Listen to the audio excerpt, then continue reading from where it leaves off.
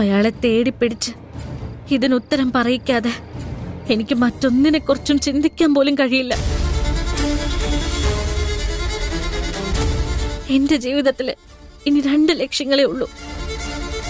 ഒന്ന്, എന്റെ ചേച്ചിയുടെ കല്യാണം നന്നായിട്ട് നടത്തണം. 2, എന്നോട് ഈ ചതി ചെയ്തവനെ കണ്ടുപിടിച്ച് കണക്ക് ചോദിക്കണം. അതാരാണെന്ന് കണ്ടുപിടിക്കാൻ നമ്മൾ റിസോർട്ട് വരെ പോയെങ്കിലും തെളിവൊന്നും കിട്ടിയില്ലല്ലോ. നീയും പാറുവിന്റെ കൂടെ അന്നത്തെ പാർട്ടിയിലുണ്ടായിരുന്നില്ലേ? അന്ന് പാറുവിന് എന്താ സംഭവിച്ചെന്ന് നിനക്കെന്തെങ്കിലും ഓർമ്മയുണ്ടോ? എനിക്ക് കാര്യമായിട്ട് ഓർക്കാൻ കഴിയില്ലെന്ന് നിങ്ങൾക്ക് അറിയാലോ. എല്ലാവരും പോകാൻ തുടങ്ങിയപ്പോ ഇവളെ ബോധം കിട്ട എവിടെയോ കിടക്കുന്നത് കണ്ടു. ഞാനും ചെയ്തി ചേച്ചിയും കൂടിയാ ഇവളെ ഹോസ്റ്റലിലേക്ക് കൊണ്ടുവന്നത്.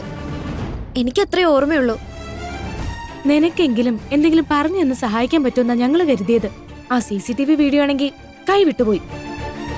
എന്താ പറഞ്ഞ? അന്നത്തെ CCTV വീഡിയോ ഡിലീറ്റ് ആയി പോയ കാര്യം പറഞ്ഞതാ.